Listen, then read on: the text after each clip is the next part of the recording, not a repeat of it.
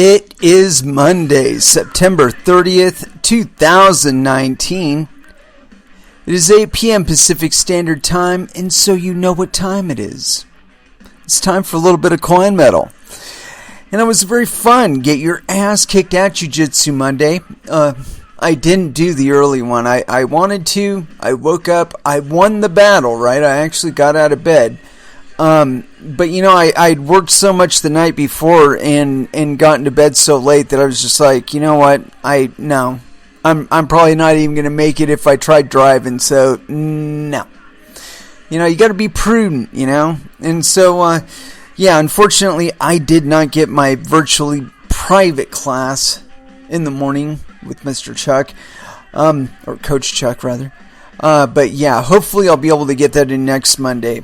But I don't know, I'm going to be pretty busy. As some of you who have viewed my YouTube channel may know, I'm in the middle of a little bit of a project going on.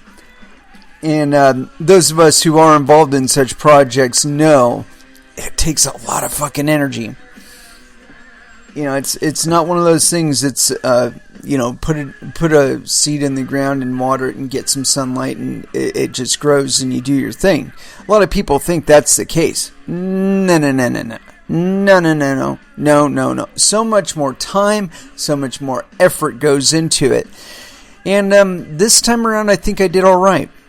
I mean, I didn't get a like monster load or anything like that, but as far as like the health and the quality of it, I think it's all right. I think it might actually turn out pretty damn good.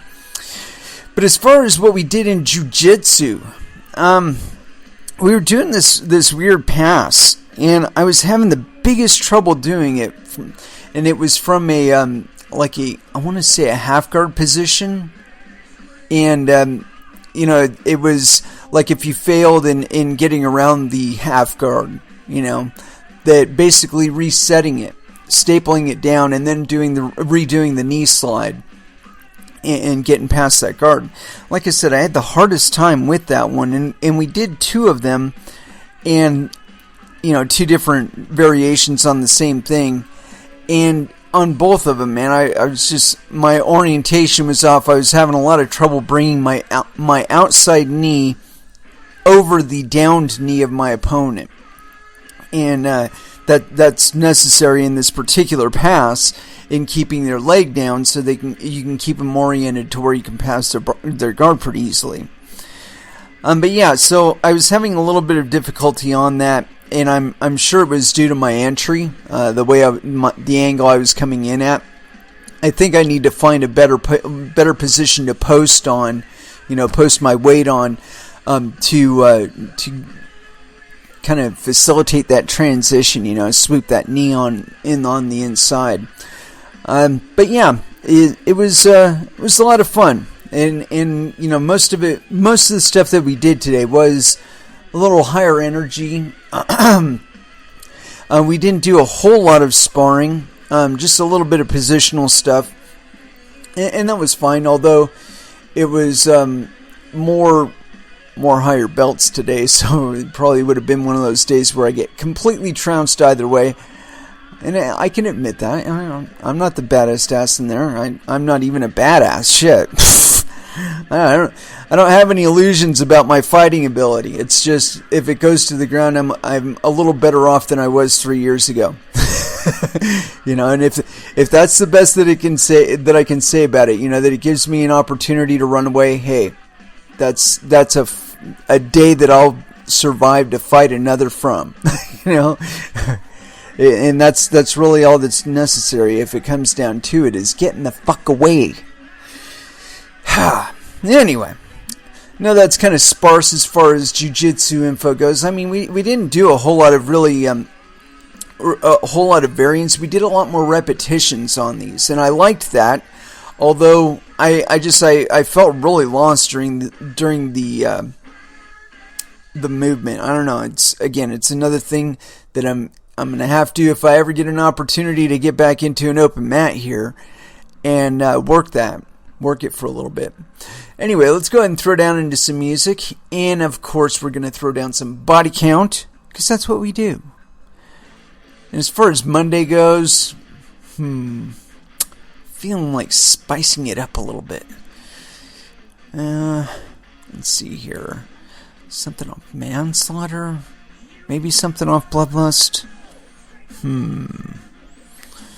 I didn't want to be a gangster last time. 99 Problems. It's a Monday song. Here it is. 99 Problems. First Dance here on Coin Metal. And that was Within the Ruins with Elite. Anywho, as far as what we're going to get into today, I got a ton of stuff here in the browser. Not entirely certain which way to go first, but we're going to figure it out. Man, I was sampling some of the stuff from Der Greenhouse, and let me tell you, it's the kind. Anywho, I want to get into some stuff here. And no, not quite yet. We're going to get into that one later. And no, we're not going to get into that one at all. Or that one. Or that one. No, we already got into that one. And there. I think that cleaned it up. Anywho, so the first one I got here is on news.bitcoin.com. You guys are going to love this. Massive layoffs. Banks cutting nearly 60,000 jobs worldwide. And this is authored, let's see here, where is it? No, that wasn't the original. This is originally authored by Kevin Helms approximately 9 hours ago. Bank employees are being laid. Oh, wait a minute. I forgot that news.bitcoin.com, the one thing that makes them a little bit different than other websites that do news is they highlight the first paragraph and they put it in bold print. Every other article that does that, it's a snippet of the entire article, and I usually skip right over that shit. Anyway, I end up missing out on the first paragraph every single time on one of these Bitcoin.com articles. Anyway, continuing. Banks are laying off workers across the globe as revenue declines throughout the sector. According to reports, banks have announced nearly 60,000 job cuts so far this year, with most of the layoffs happening in Europe, especially in Germany. Bank employees are being laid off worldwide. Negative interest rates, political uncertainty, and threats of trade wars on a global level have all played their part in eroding banks' balance sheets, along with interest rate cuts which further reduce margins. According to year-to-date company filings and labor union disclosures compiled by Bloomberg, banks have announced that they are cutting 58,200 jobs so far this year. The biggest layoffs are in Europe, where 52,424 jobs, or 90% of the total layoffs, are being slashed, as the European banking sector continues to struggle with profitability. Moreover, 2,769 workers in North America are being let go, as are 2,487 in the Middle East and Africa, and 513 in the Asia Pacific region. I guess they're doing the best over there. Furthermore, the data shows 10 banks that have laid off the most workers in Europe, with Deutsche Bank leading the pack with 18,000 job cuts. The other banks are on the top 10 are Banco Santander, Commerce Bank, HSBC, Barclays, Alfa Bank, KBC, Societe Generale, Caixa Bank, and National Bank of Greece. Oh, that one's not really surprising there. German banks lag behind others. The health of Germany's financial sector has been a top concern for regulators and politicians for quite some time. The low interest rate environment, a global economic shutdown, trade tensions, geopolitical uncertainty added to structural vulnerability and domestic economic weakness have negatively impacted German banks. Lenders in Europe's largest economy sit on large deposits, so they are more dependent on lending than those in many European countries. The European banking sector has long faced calls for consolidation as banks struggle to generate profits. Two leading German banks, Deutsche Bank and Commerzbank, have attempted a merger, but it fell through early this year, resulting in the pair independently announcing major layoffs. At the top of the downsized list is Deutsche Bank, which began laying off 18,000 workers in July as part of an $8.3 billion overhaul. According to reports, Germany's largest bank plans to exit its equities sales and trading business as well as its fixed income business, but will retain a small equity capital markets business. The bank had 91,737 employees at the end of 2018, almost 6,000 fewer than the previous year. The layoffs would shrink its workforce to roughly 74,000 employees by 2022. Deutsche Bank is also dealing with German authorities probing for information about the relation of its Frankfurt headquarters to Danske Bank, which is currently at the center of a massive money laundering scandal. Domestic rival Commerzbank, with about 1,000 branches and offices in almost 50 countries, is also downsizing.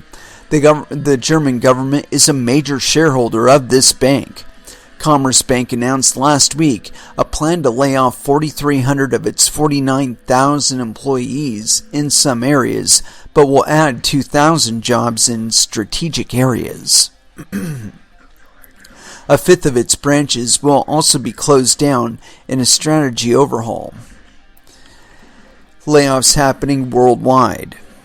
Other European and global banks have made similar announcements. Quote, "The main factors that could substantially impede European economic sentiment and growth remain the risk of further economic deglobalization, including an escalation of trade conflicts, Brexit, and political turmoil in some Euro area countries," KBC Group detailed in its second quarter earnings presentation for analysis.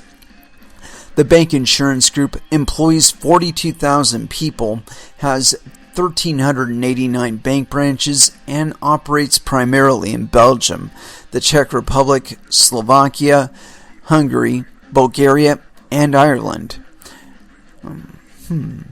The group also announced this month that its Belgian workforce will be reduced by 1,400 in 3 years. Banking giant HSBC is also downsizing.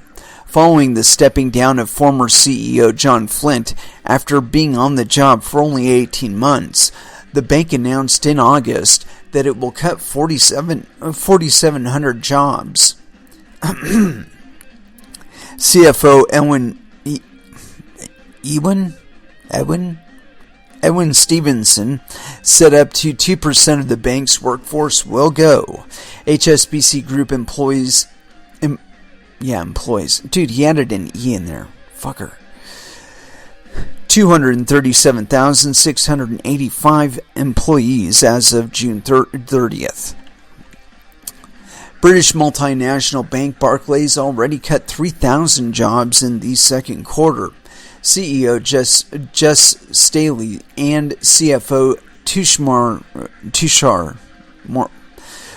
Mirzaria confirmed on an earnings call in August. At the end of last year, the group employed 83,500 staff, according to its annual report.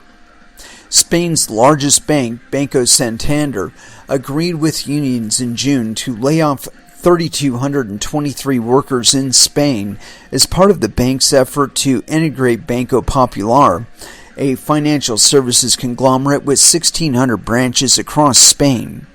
At the end of March, Santander had 32,366 employees and 4,366 branches in Spain. Earlier this year, the bank said it will close 140 branches in the UK, putting more than 1,200 jobs at risk. Another Spanish bank, Caixa Bank, announced in January a layoff of 2,157 employees, cutting 7.3% of its total workforce. The largest Catalan bank also plans to close down over 800 branches in Spain out of its 4,461 branches in operation by 2021. One of the largest privately owned banks in Russia, Alfa Bank, is also reducing its workforce. The bank currently employs more than 24,000 workers. CEO Vladimir Verkhoshansky reportedly said that 3,000 employees, or 12% of the bank's workforce, will be laid off by the end of the year. This number adds to the 2,000 workers who left the bank during the first quarter. According to reports, the layoffs are mainly due to the bank's decision to migrate from providing loans in brick-and-mortar stores to offering them online. France's third largest bank, Societe Generale, has also revealed its plans to cut 1,600 jobs, mainly at its corporate and investment banking arm. The bank, which employs 18,000 people in 30 countries, also said in April that it would cut 750 jobs in France. Other banks that are downsizing include Citigroup, which revealed in July its plans to lay off hundreds of people. BNP Paribas reached an agreement with unions in March to cut as many as 2,500 jobs at its Belgian retail banking unit by 2021. The bank employs 13,000 people in Belgium. Further, the data compiled by Bloomberg shows that the National Bank of Greece is laying off 1,700 workers. What do you think of the bank's massive layoffs? Let us know in the comments section below. Let's see if anybody added anything. And I doubt they did, but you never know. No comments. Surprising, right? Anywho, this kind of thing I would expect if a group of companies were going through some issues with regard to their funding. They're having to reevaluate all of their expenses. And I would say one of the biggest problems right now that banks face is that they want to loan. They have liquidity. They want to make money on their loans. The problem is that most of you aren't out there trying to start businesses. And, because when you start a business, you want to take out a loan, and so either the loan is too expensive or the regulatory burden is too heavy. And both of these things can be eliminated. When we're talking about cryptocurrencies, we started this with no regulatory framework, no taxation board, no evaluating board, SEC could give a fuck, CFTC could give a fuck, and everything was just fine. Were there problems? Yes, of course there were. But the problems that were happening were by and large issues at third-party intermediaries, places that we would already experience issues, whether we were talking about fiat or crypto. The difference is that we weren't expecting any mommy or daddy to come in and repatriate our funds to us. I think that, that's one of the bigger lessons that we did learn, is that it is possible to do that shit without anybody's permission. And the fact that anybody thinks that there's more permission actually needed is pretty silly to me, But yeah, with regard to all these layoffs, two things are happening.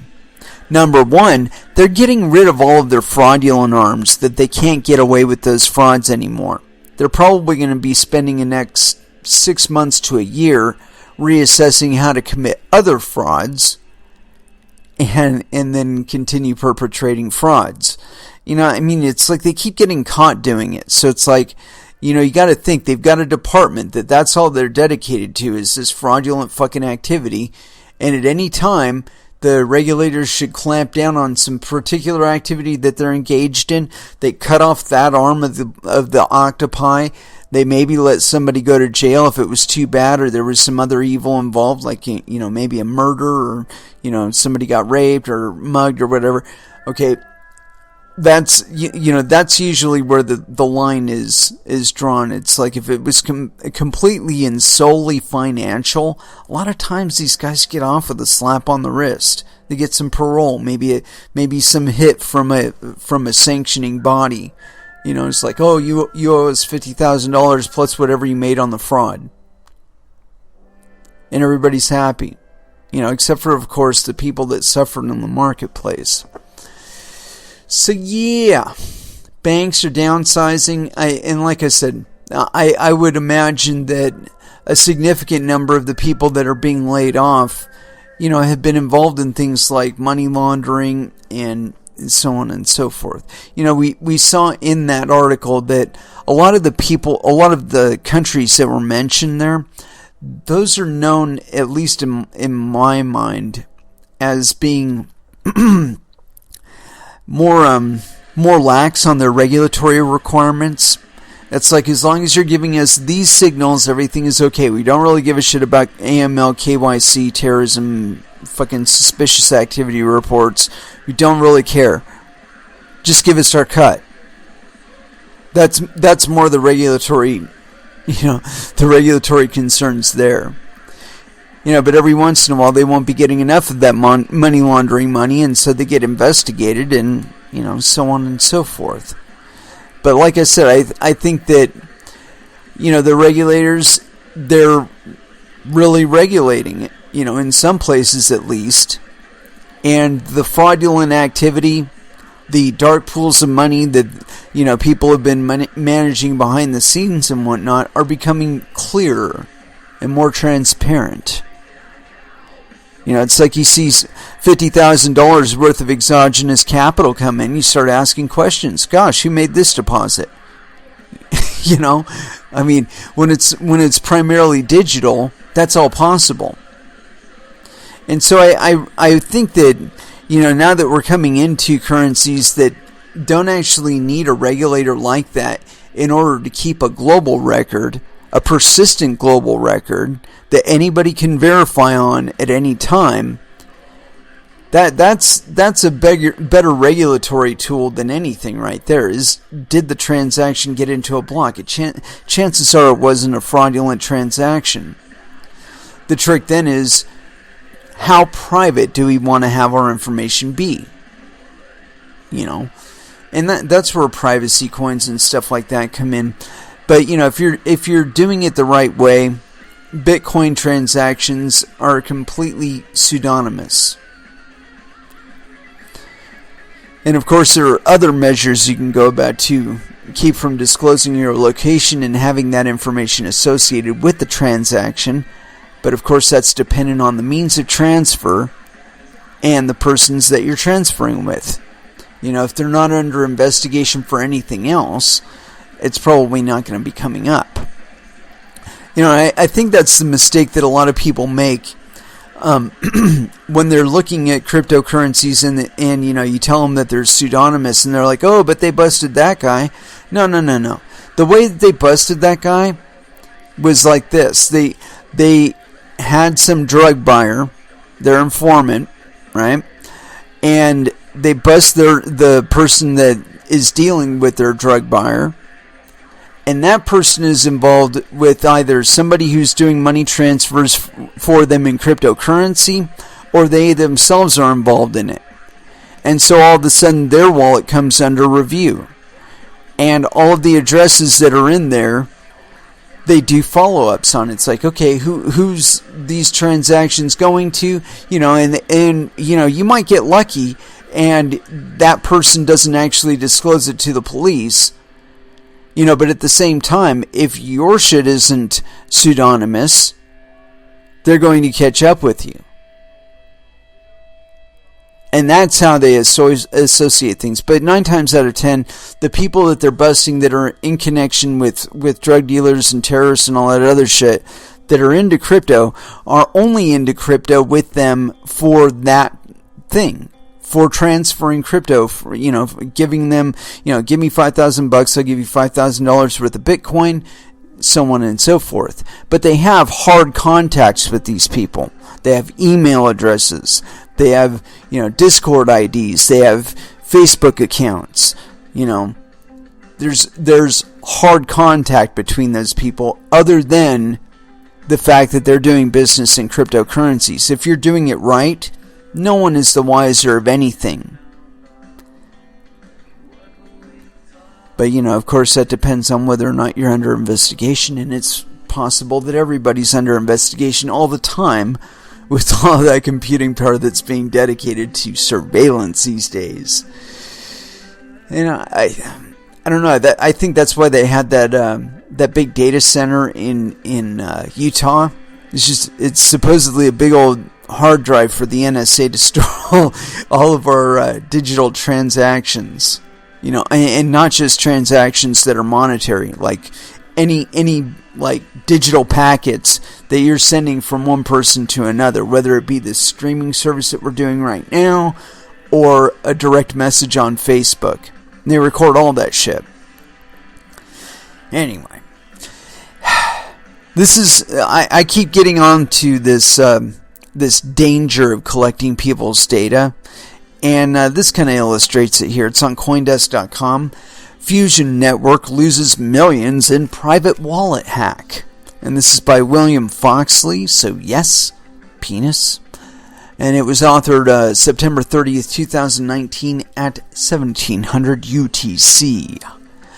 Millions of tokens have been stolen from the Fusion Foundation, the non-profit tasked with maintaining the network of the same name.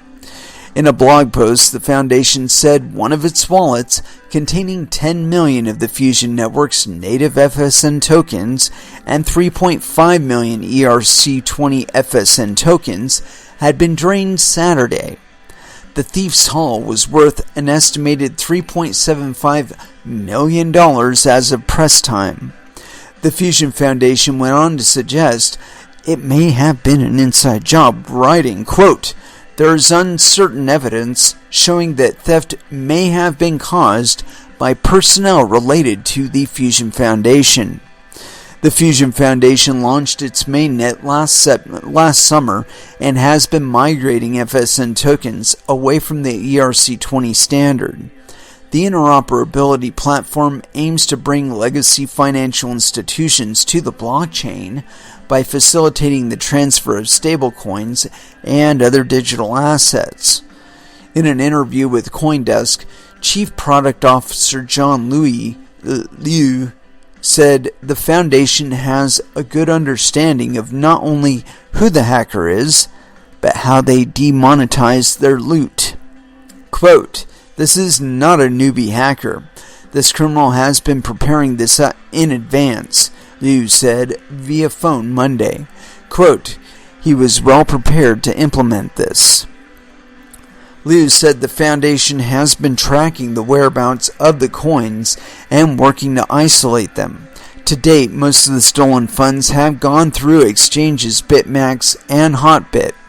According to the foundation's blog post, crypto exchanges OKX, Huobi, BitMax, Cytex, and Hotbit have stopped accepting deposits and transfers of FSN. As Liu told CoinDesk, the foundation's methods for isolating the hackers' funds cannot be disclosed until later, with about 25% of the Fusion Network's coins having been stolen. A lot is on the line. According to data provider Masari, FSN's current market supply stands at roughly 59 million, with a market capitalization of 9.5 million as of press time. Yeah, not for much longer, dude. Let's look into the blog post, because that's usually telling. Fusion Foundation response to compromised wallet, September 28th. This is by the Fusion Foundation. It's on medium.com. What happened? Today, September 28th, 2019, the Fusion Swap wallet, and it gives us a wallet address, was compromised, resulting in a theft of 10 million native FSN and 3.5 million ERC20 FSN tokens. Investigations so far show that this is the only wallet affected. Furthermore, as of now, we have not received any report that other holders' wallets were impacted. After the currency was stolen, abnormal wash trading behavior occurred and some of the stolen tokens were sold across exchanges, in particular BitMax and Hotbit. Cause: compromise of the swap wallet was due to the private key being stolen. The Fusion protocol and technology itself has been and remains secure. Remediation actions taken. Number 1, primary exchanges, OKX, Huobi, BitMax, Citex, Hotbit have suspended deposit and withdrawals of FSN tokens. All remaining funds in the swap wallet have been transferred to a cold wallet. Number 3, abnormal transactions are being currently tracked, and there is uncertain evidence showing that theft may have been caused by personnel related to the Fusion Foundation. The Foundation is working closely with exchanges to gather further information and evidence. Number 4, we are working urgently to recover the stolen currency through technological approaches. The Foundation deeply regrets this incident and its impact on the path of Fusion's innovation. While private key theft is an industry-wide risk and occurrence, we clearly must strengthen the protection around our private keys. In the face of such a challenge, we ask for unity and support from our community members, with each other and for the Foundation, to get through this trial. Yeah, okay. And so let me see if there's any responses. There's one response. Not good enough, says Joe Sixpack. Yeah, I agree. Not good enough. That's like that's epic level ponage right there. Basically, there's a possibility here that one of the founders decided, you know what, I just want to take the money. I just want the money to be mine and take off with it. And that's pretty much what this sounds like to me. They're saying it's an inside job, so you know I've always posited that was going to be a bigger issue with some of these cryptocurrencies and some of these ERC20 tokens. ERC20 tokens, in that they would have the Ethereum backing them, and there would be the temptation to get to the Ethereum, right? But this is a different thing in that the coins themselves were hacked straight from the wallet. And I think hacked is the wrong word, only because the private key was compromised. So I would assume it was probably the third party that they put in charge of doing the transfer, because none of them were technologically competent enough to do it themselves. That person walked with the money, or at least one of the people that were involved in the project itself decided, you know what, this project sucks, I need to take the money and run. Either way, we'll see how it turns out. I'm not terribly familiar with Fusion or Fusion Foundation or this project, so I could not speak authoritatively on it. Either way. Anyway, let's go ahead and throw back down into some music. And as far as where we want to go, not entirely sure here. There's a lot of wrecked in there, man. I think they're going to get screwed. Anyway, let's go ahead and throw it down. A little bit of Voivod here. Event Horizon here on Coin Metal.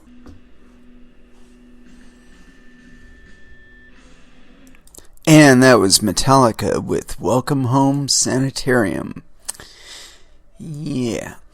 Let's see, I did manage to tweet that one out. Anywho, as far as, oh God, I saw this thing, and it, just a little side note here.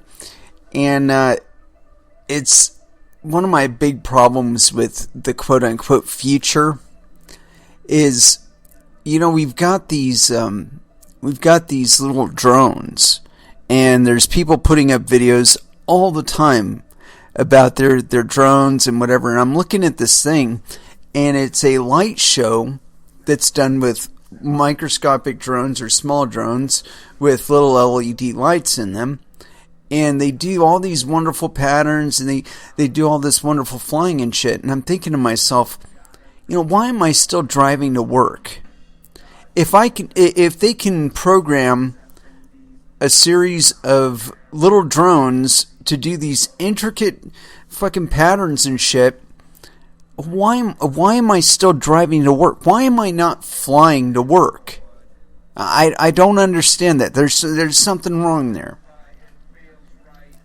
If you got a computer that can be programmed a flight trajectory that's hours long and get it to work in unison with other drones, hey, give me a fucking break, man.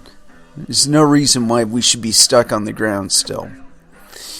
Anywho, as far as where we're going to go next, I had this old one, but it kind of ties in with what we've been talking about today. And so this is on CryptoGlobe.com. ABN AMRO in money laundering probe just months after calling Bitcoin too risky. This is by Neil Dennis, and this is authored September 26. A little bit old, but we're going to go with it anyway. 2019, yes, penis. Deutsche Bank, ABN AMRO, is disclosed it became embroiled in a money laundering scandal just 4 months after abandoning plans to launch a Bitcoin wallet because of the regulatory risks. Shares in the state-controlled bank slumped 12% in Amsterdam after it revealed in a press release it was being investigated by the Dutch public prosecutor over alleged failures to check on clients, the press release said. On Wednesday, 25th September 2019, the Dutch public prosecutor informed ABN AMRO that the bank is the subject of an investigation relating to requirements under the Act on the Prevention of Money Laundering and Financing of Terrorism. ABN AMRO will cooperate fully with the investigation. To me, I just wanted to step aside for a moment and say that all of this concern about terrorism, I'm going to put in the rubric of competition control, because most actual quote-unquote terrorism and terrorists are funded by people, and they're typically funded by official governments or entities within an official government. They're not employed by people like you and me. So this idea that they're cracking down on money laundering or they're cracking down on bullshit. You're not cracking down on anything but competition. Anyway, continuing on. There were no further details about what kind of transactions were involved, nor whether cryptocurrency had been used. Preventing money laundering. The disclosure came just days after the bank announced it was teaming up with Dutch peers ING and Rabobank, Triodos Bank, and Volksbank to discuss setting up a joint organization aimed at preventing money laundering. Chief Executive Kees van Dijkhuizen, my apologies, said on September 17th, quote, Preventing money laundering and terrorist financing is one of our top priorities. I am pleased that we are taking the first step, together with other banks, toward potentially setting up an organization to monitor payment transactions. That's a bunch of bullshit. In May, the Next Web reported that ABN AMRO was abandoning plans to launch a custodial cryptocurrency wallet for its clients, saying that because of their unregulated nature, cryptocurrencies were too risky for its clients to invest in. Yeah, dude, that's not your call. Fuck you. So yeah, I think this is pretty hilarious, really. These guys, I would be willing to bet that the whole reason they're bailing out of the cryptocurrency thing is because they were looking at it and they're saying, okay, well, what are the regulatory requirements for us to adopt these monetary units? And their lawyers came back and said, well, all of this business will come into question, or we'll have to report that we've been doing this business, and this business is illegal under such and such and such and such. And so, we better not. And I would be willing to bet that they had probably actually submitted some sort of application or whatever to their regulatory body, and the regulatory body says, we need this amount of data, and we need it from this amount of time, 6 months. We need all the financial data for all of your transactions for the last 6 months. We need your current solvency, these are your current solvency requirements. These are your current surety requirements. And let's assess what your books say. And they probably came back with a bunch of red flags saying, see these transactions, these were most likely facilitating this business over here that was conducted so that some heroin could be shipped from Mogadishu to, London. And the guy will say, oh, okay, well, let's go ahead and clamp down on that. But, it wasn't something that they didn't know about, though. I would be willing to bet they were fully aware of what was transpiring. It's just like, no, we can't currently do this heroin business because they're going to look at our books and they're going to see this, $2 billion that we're doing a year, and they're going to say, where's this $2 billion coming from? And we're going to have to account for that, under these AML KYC laws, and, that's going to take us down. But again, these things, they happen all the time. I think that one of the things that bothers me the most is that, it seems like there's just not a lot of attention paid to this stuff. See, when I see things happening, I see that there's probably connections between things. When you start seeing things like, okay, what's that guy, Epstein? Okay, so Epstein gets busted, Epstein gets put in prison, Epstein dies in prison under mysterious circumstances. Whole lot of people are quote unquote relieved. But the problem is that Epstein was, according to information I've read, he was basically a guy that was generating data on politicians and famous people and whatnot so that they could later be coerced by intelligence agencies for political ends. And so, I look at that and I think, okay, so this asset that was generating all of this data is now off the table. He's no longer generating that data. And so all of the blackmail and extortion money and all of the illegitimate money that was creating for him and for the body that he was working for is now longer going to dry. Now it's going to dry up. It's no longer going to be coming in. So all of the projects that were dependent upon those funds are now going to go away too. With all of these things are interconnected.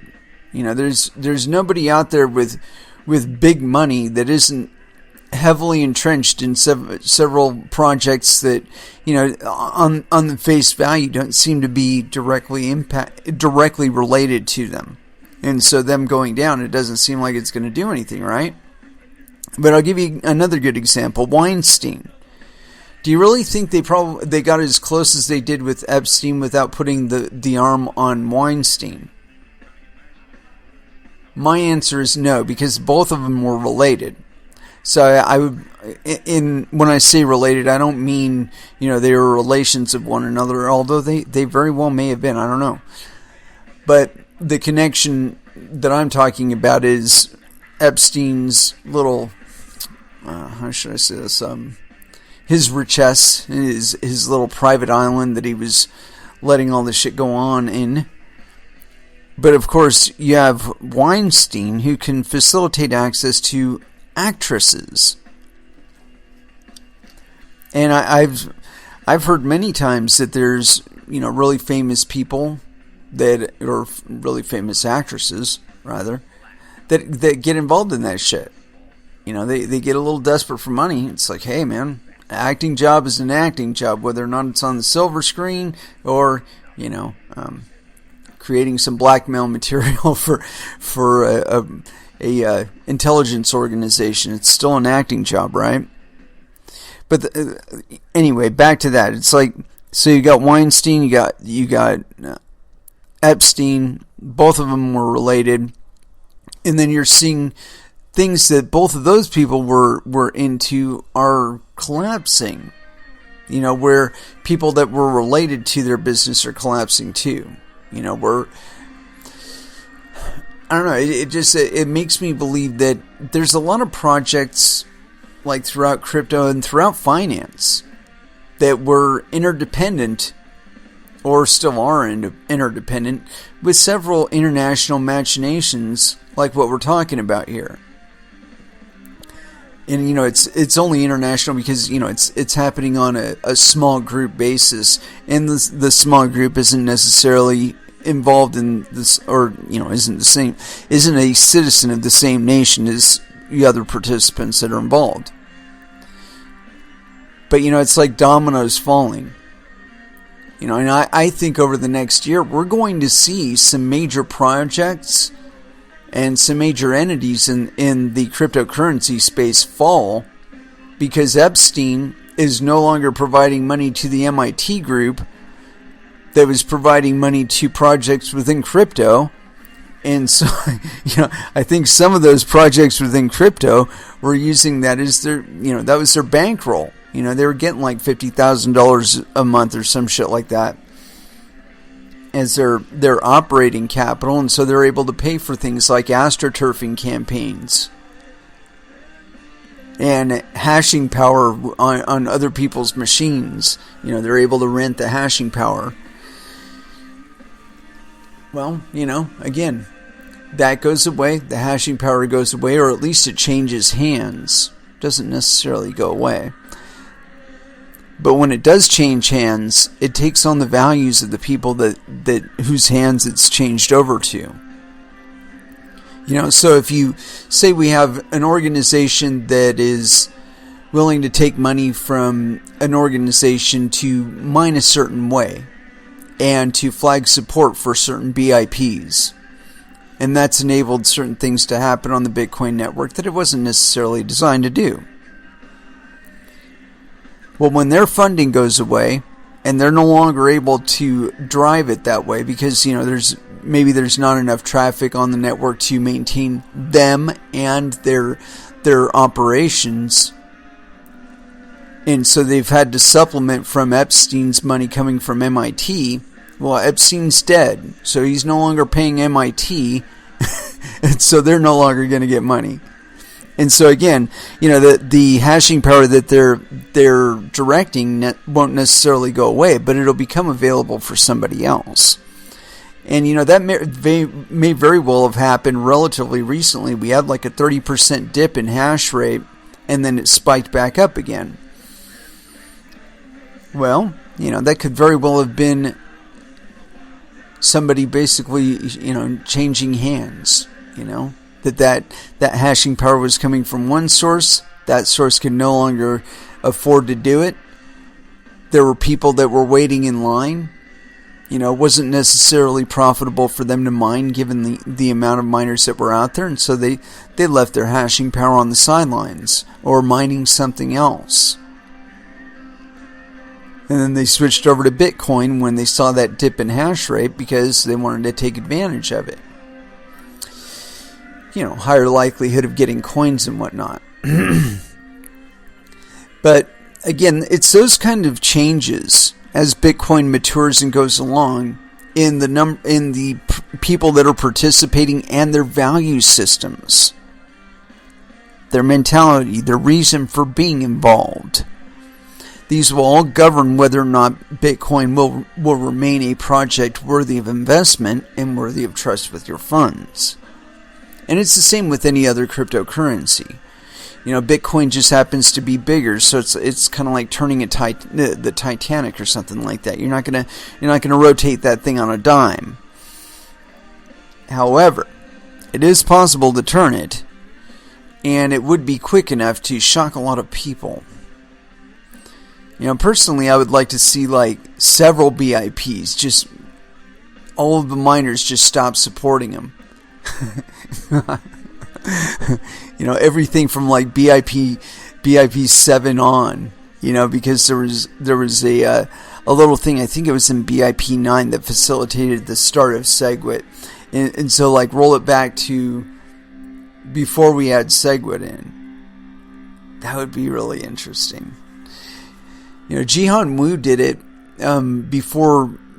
I guess it was Bitmain or one of those Antminer or somebody like that, or Antpool.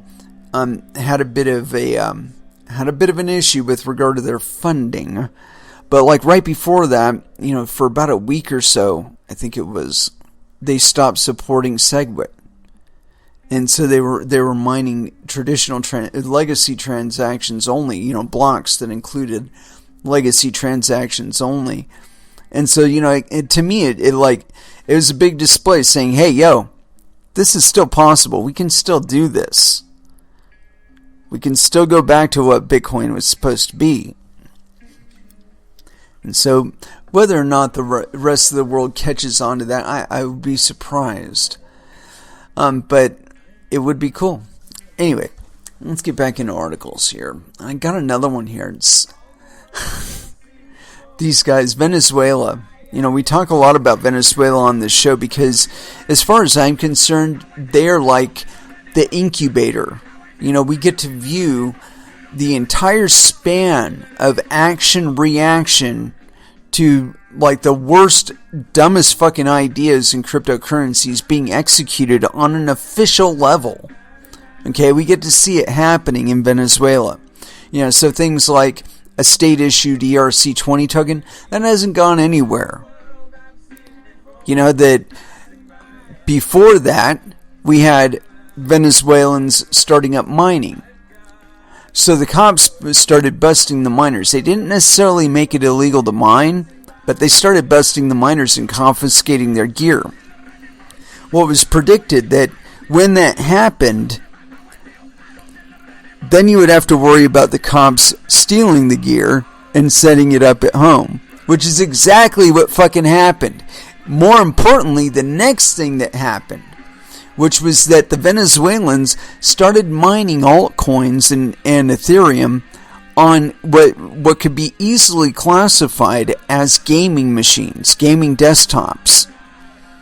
It's like, of course I need 3 fucking video cards in there, man. I'm playing this at, 128 frames per second, man, and it's full ray tracing and shadows. What the fuck, man? Yes, I need 3 video cards. As soon as the cop leaves, you switch it back over to Ethereum mining and everything is cool.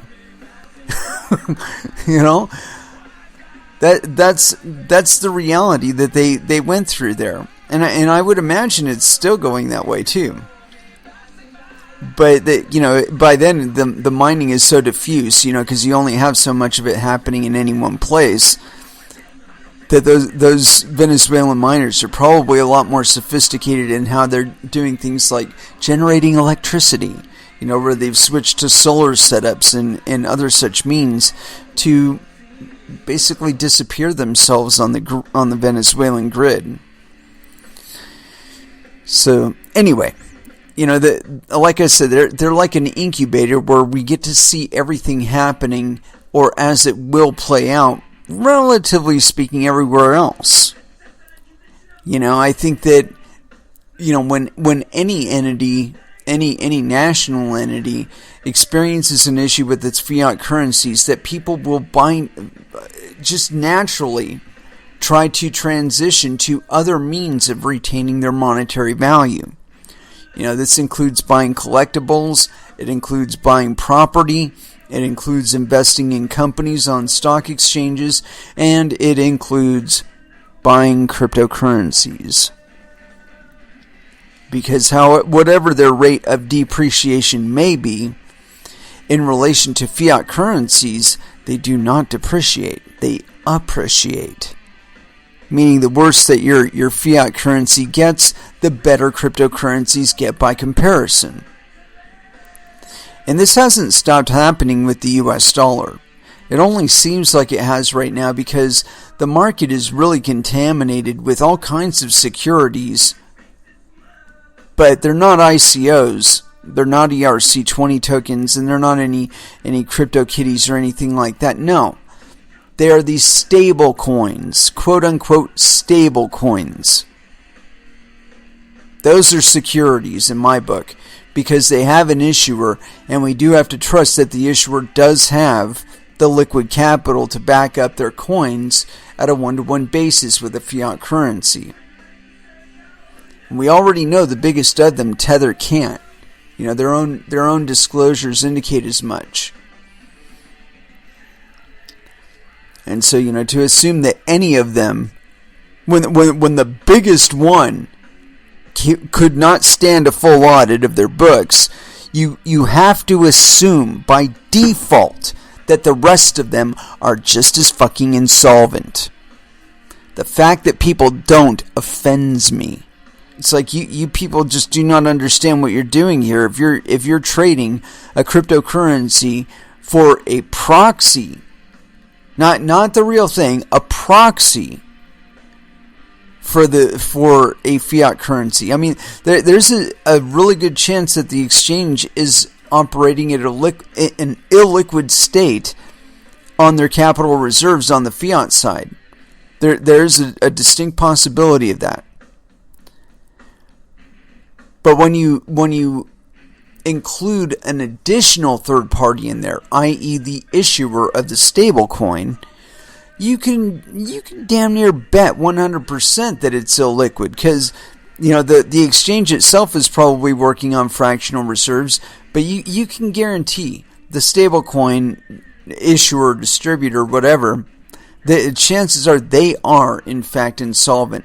The only reason to use an abstraction of value is if you do not have the original abstraction of value.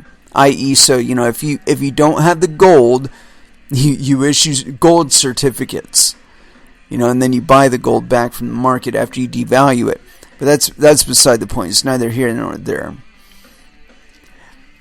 But that's the way that they make the hard currency or whatever illiquid. And they're doing the same thing with cryptocurrencies. They do not have the US dollars to give you for your Bitcoin, so they're giving you some butt token that represents a US dollar. And so when you spend your US dollars on Bitcoin, you're basically giving them your US dollars, because then their free tokens that are honored at a 1-to-1 ratio with US dollars on an exchange are being exchanged for that Bitcoin.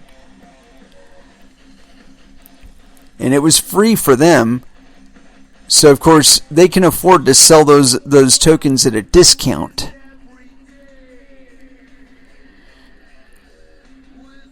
And that kind of makes Bitcoin go up just a teeny tiny, but then they sell the Bitcoin at a discount, and they get US dollars, and they walk away with those. So yeah, anyway, Venezuelan central bank is considering holding Bitcoin and Ether. And this is by Joeri Kant. And going by the picture, I'm going to say yes, penis. And this is authored September 26, 2019.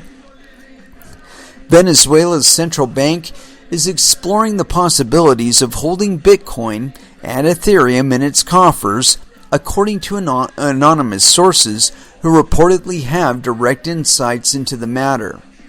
Can the central bank store Bitcoin and Ether? According to a September 26 Bloomberg article, which we're probably going to read instead of this one. Let me see if it'll actually load. Yeah, that's exactly what we're going to do. Fuck them. We're going to go to this one. It's on Bloomberg.com under cryptocurrencies. Venezuela has Bitcoin stash and doesn't know what to do with it. Fucking hold it, dude. This is by Alex Vasquez and Patricia Lea. So yes penis and no penis. And this is authored September 26, 2019 at 7:10 a.m. PDT. Venezuela's central bank is running internal tests to determine whether it can hold cryptocurrencies in its coffers, according to 4 people with direct knowledge of the matter.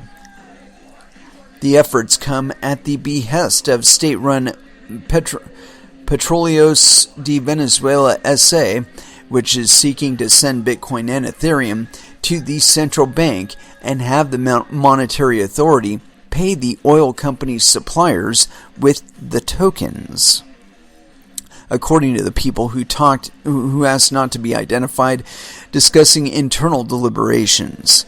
Staffers are also studying proposals that would allow cryptocurrencies to be counted toward international reserves, now near a 3-decade low at $7.9 billion.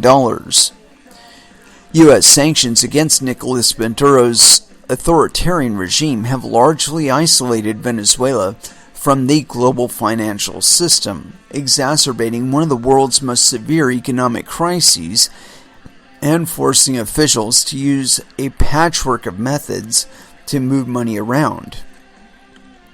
While Maduro's plans start the world's first sovereign crypto largely failed, the continued efforts to use digital currencies shows how desperate the government is to come up with a way to skirt the restrictions. Press officials for the central bank and PDVSA didn't reply to requests for comment. It isn't clear how PDVSA came to own Bitcoin and Ethereum or the value of its holdings, but the oil producer has struggled to get paid by customers via conventional channels because major banks are hesitant to do business with a sanctioned entity. Last month, the company received most of a $700 million payment in Chinese yuan after the parties struggled to find financial institutions that would facilitate a transaction. PDVSA may be hesitant to sell its cryptocurrencies on the open market because it would require the company to register with an exchange and subject itself to due diligence. Instead, it wants the central bank, which officials at the oil company believe is less exposed to potential blocks, to use the crypto to pay entities PDVSA owes money to. Bitcoin and Ethereum use decentralized online ledgers, known as blockchains, to verify and record transactions. In some cases, that allows for relatively anonymous transfers without the need for a middleman. Few banks touch digital tokens because of the Know Your Client and money laundering issues that arise and cause compliance problems.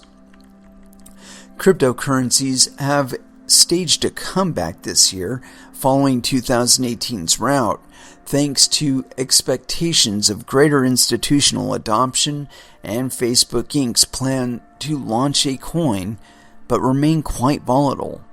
While Bitcoin has plummeted almost 20% in the past 4 days, it is still up more than 130% this year. In order to shield itself from the effects of further sanctions, Venezuela's government has also been considering the possibility of switching to a Russian-operated international payments messaging system as an alternative to the SWIFT system that most financial institutions use. Yes, that's how you do that shit. Actually, Venezuela, Maduro, if you're listening, the way to do this shit is really simple. You've got all kinds of fucking hydropower.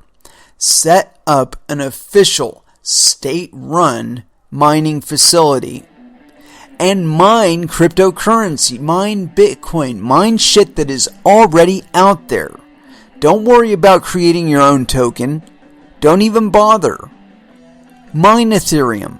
Mine Bitcoin. Matter of fact, you should go onto your books and eliminate every single restriction, every single regulation that you have on cryptocurrencies and digital transfers. Eliminate all of them. Why? You're only honoring them so that banks will deal with you. Well, if banks won't fucking deal with you, do not honor them. Simple as that. Done. Done. You know, if you want to do this fucking thing, if you want to try and get around sanctions, that's how you do it. With direct participation in international cryptocurrencies. You know, mine Ethereum Classic. Mine Monero. Mine something you can make a return on. And then, instead of liquidating it for some other coin or some other medium or some other... No, don't do that. Use it as money. Use them as money. Accept them from other entities as money. If Russia wants to buy your oil, sell them your oil. But sell it to them for fucking Monero.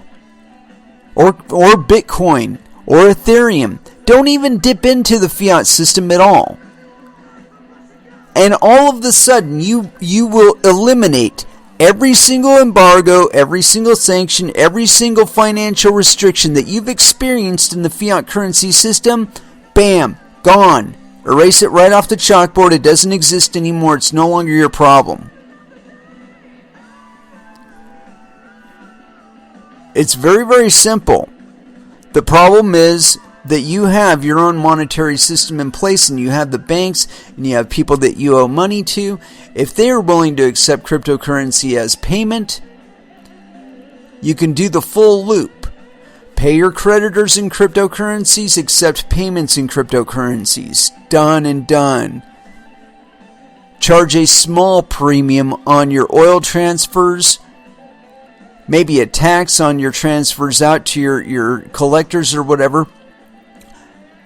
But that would generate your income, and then utilize the income to neutralize the balance sheet that you have. Start paying off your creditors with it. Do not piss it away on new developments for your society and all that shit. By you eliminating all of those sanctions against your own people being able to participate in cryptocurrencies and utilize them in common everyday commerce, simply by doing that, you will make your people prosperous. You know, you're maintaining the current constraints that you have, again, because you're entertaining the mindset and the models of one of your creditors or one of your business partners. If that business partner is no longer doing business with you, if that creditor will no longer do business with you or facilitate transactions for you, why are you going to entertain the rest of the agreement? They've cut their end. Why not cut your end too? Set your people free with regard to this, and if they bother to pay you in taxes with cryptocurrencies, that is on them. If you're actually providing them enough services for that, they might actually be compelled to pay something in taxes. But again, you would probably be making so much money off of digital transfers that you're doing with cryptocurrencies, both for yourself and for other people. This is the thing. If you open yourself up, you will become a global fucking hub. You already have resources to export. So doing the transfers, doing the actual commerce has become an issue because the issuer of the currency that you're restricted to do business in is the choke point that you're currently experiencing.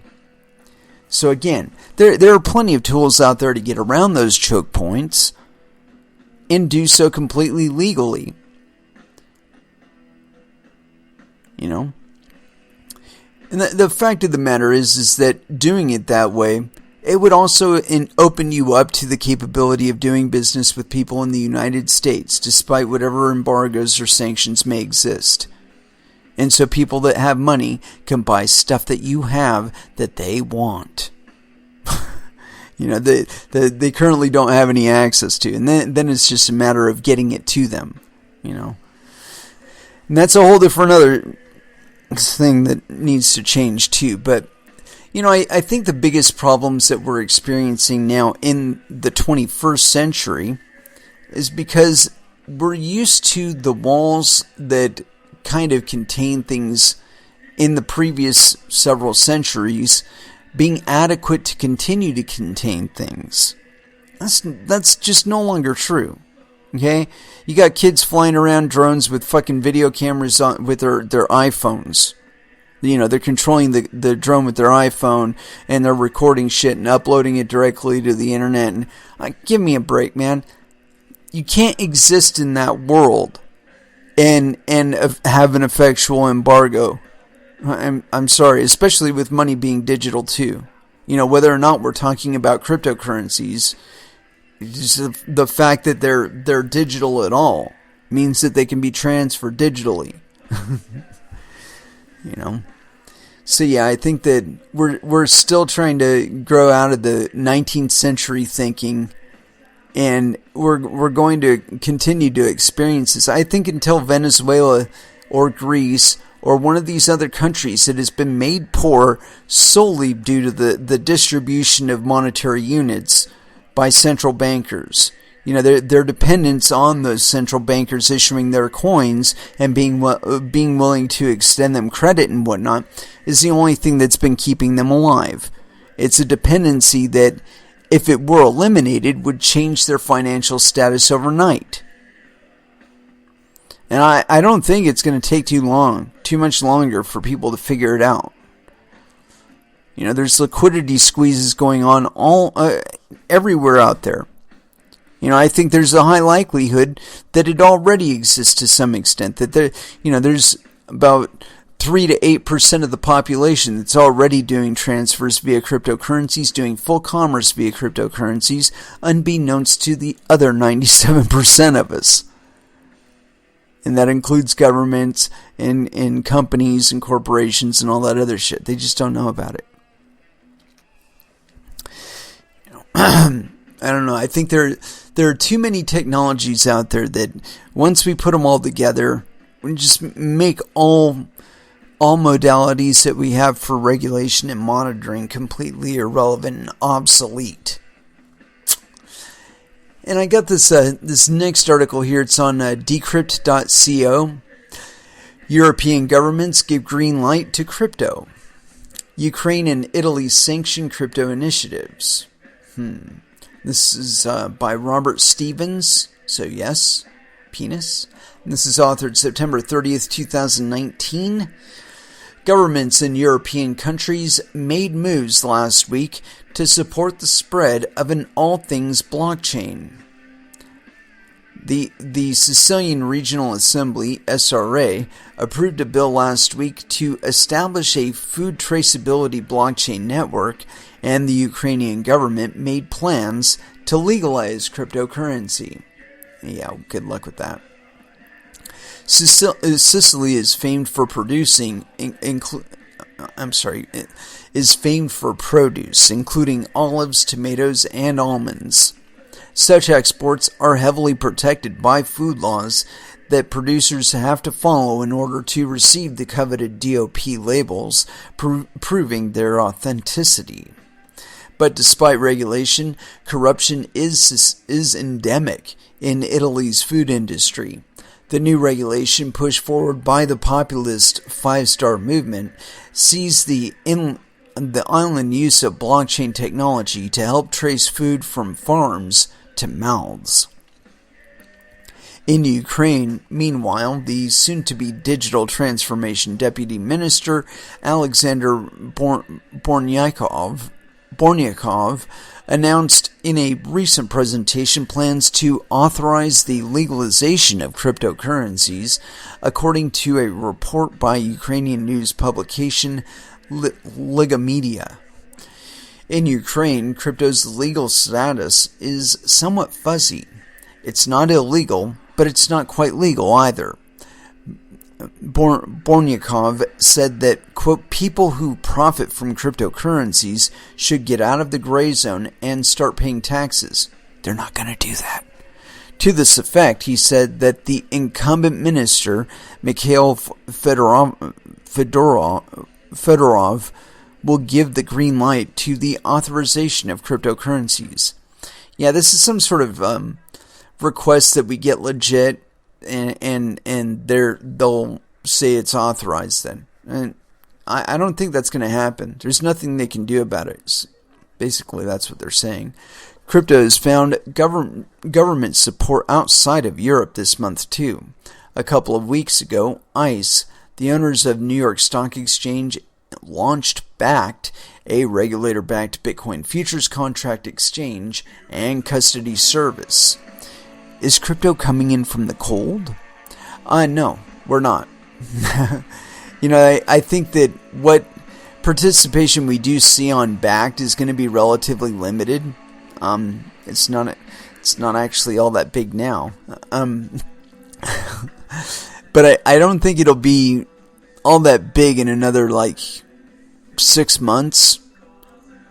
I don't think they're going to be any more successful than anybody trading out there on their own, and they expose all of their users to all that AML, KYC, SAR bullshit, where they are not free to transact amongst other users without government scrutiny. And again, the cost of compliance is always going to be more expensive than just using it. You saw how good that worked with the prohibition of cannabis, where nothing about a law written on a piece of paper will stop a seed from growing into a plant or stop a farmer from cultivating it to harvest.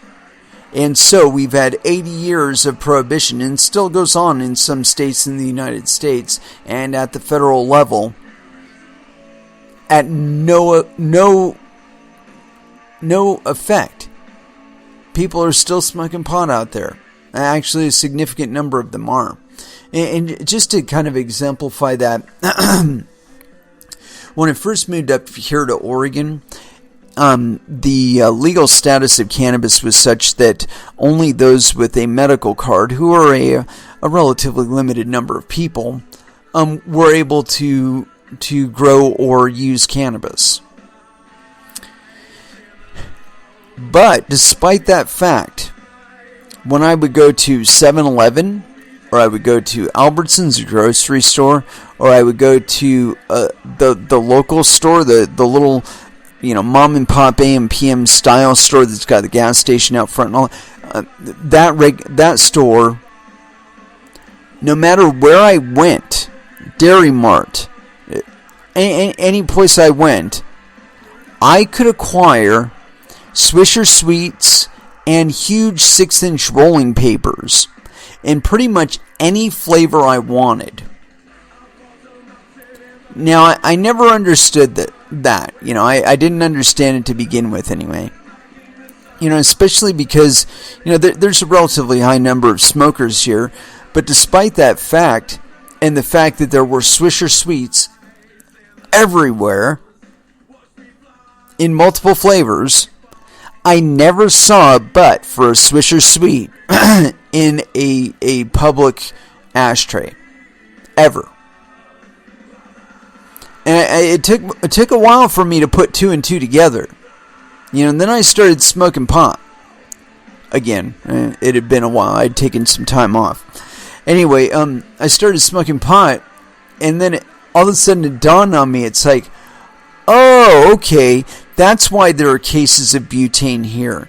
And that's why I can get every flavor of Swisher Sweet here.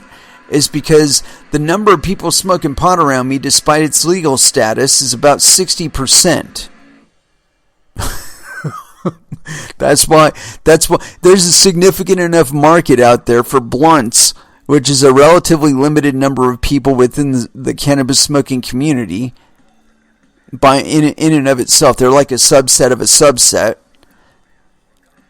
But still, that subset was big enough that they needed to have their motherfucking Swisher Sweets everywhere. I had to have, a grape flavor or peach flavored Swisher Sweet available so I can crack it open, gut it, and load it up with pot. So that just gives you a little bit of an idea of the relativity. Okay, despite the fact it was illegal, there's so much of it being grown up here. There's so much of it being smoked that a subset of a subset has a product that's specific to their use that's available fucking everywhere. and cryptocurrencies are going to be pretty much the same way. And it's not going to matter how much regulation there is involved, because it's possible, because you are capable of using a cryptocurrency that is not monitored, is not regulated, cannot be taxed, cannot be taken away from you. Because it's cheaper to do it that way, because you experience less taxation, because you experience less regulatory friction in general. If you do it without reporting it or saying anything about it, chances are you're going to do it that way. You're going to do it the path with least friction. That's just nature. It's nothing about greed. It's nothing about being an asshole. It's because that's nature. Nature takes the path of least resistance, or it forces a new hole and then goes through. And that's pretty much what's happened with cryptocurrencies, is that we've broken the direct relationship between state and currency and changed it to global community and currency. Global network / community / cryptocurrency. I mean,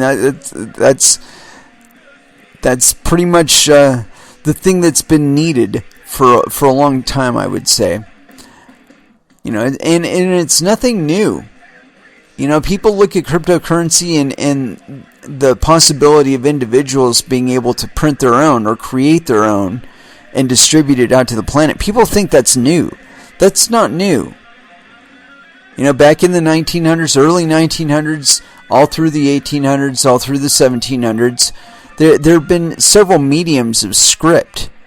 And as a matter of fact, there were so many of them that the idea of personal income taxes on a state or national level was fucking impossible. One guy would have his fortune in silver, the next door neighbor would have his fortune in gold, the next door neighbor would have his fortune in Sears and Roebuck coin. And so the idea of being able to collect tax in all of these currencies, it wasn't there.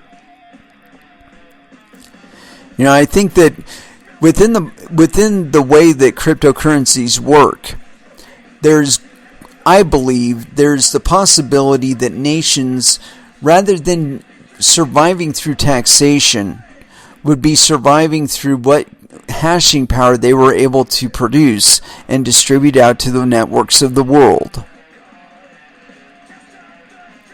Now imagine how that changes things. Imagine for a moment that you've got the entire planet is mining Bitcoin. The governments of the planet are participating in mining. What do you think that's going to do to the value of Bitcoin versus, say, the US dollar, which is not at this time printed by the US dollar, by the US Federal Reserve, by the US Treasury, not the US government. It's printed by the Federal Reserve.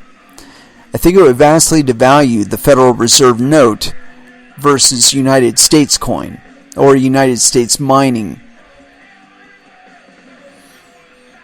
I think that the combative nature that governments took towards cryptocurrencies to begin with, in the longer term, I think it's going to roll back. I think we're going to see a rollback of BitLicense, and then because the amount of cruft that it adds to the prospect of doing commerce via cryptocurrencies is it's fucking obscene. Why anybody signed on to it who has even like 30 seconds of forethought, why any of them looked at it and said, "Oh yeah, sure, we're gonna bar ourselves off from this 21st century technology that the rest of the fucking planet is still gonna participate in, and we're gonna be happy with only our few, people that we let into our gated garden participating in it. Everybody else in New York can just fuck off. They can't participate if we don't say they can participate, and they have to pay us $5,000 just to apply to participate." I mean, and I made this point when they first came out with the BitLicense. I said there is not a single legacy bank or financial entity within the state of New York that would survive being able to being required to provide that level of information. There isn't a single one. Every single one of them is involved in all kinds of money laundering and all kinds of shit that they're not supposed to be involved in, and it would all be exposed. It would all be on their books, open to the federal and state government, if they were to subject themselves and their customers to the level of disclosure that BitLicense requires of cryptocurrency traders and businesses involved in cryptocurrencies. It's just fucking obscene. And again, why none of the entities in the NYDFS and the New York State Legislature, why they didn't look at that and say, this could involve me at one time. These regulations and whatnot could be just as easily turned back on me, and I would have to report this much shit at some point in the future, and I'm going to go down in flames because I can't afford to keep up with the regulatory burden that this would put on me. None of them look at it that way. They think they're going to fucking live forever. Well, you're not going to. There have been several paradigm shifts in regulation that have directly impacted several legacy entities that were in existence for centuries, up to centuries.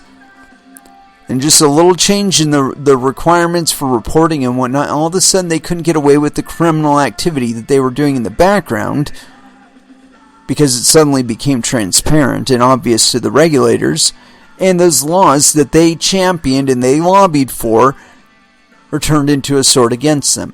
And I believe the same could be said of cryptocurrency regulation these days, is that at some point or another, those reporting requirements that state and national legislatures have been imposing on cryptocurrency and other companies that are involved in cryptocurrency, that they too are going to feel the point of that sword. They lobbied for it, they petitioned for it. They did not suspect it would ever come to be drawn on them. But the obviousness of the fact that it will, I think, might be enough to get them to reevaluate their position and get the knife out of our gut too, in the process. Anyway, it is with that I want to go ahead and throw back down into some music. And I've been dying to play some fucking Killing Joke. Have not. And so here it is. Autonomous Zone. Here on Coin Metal.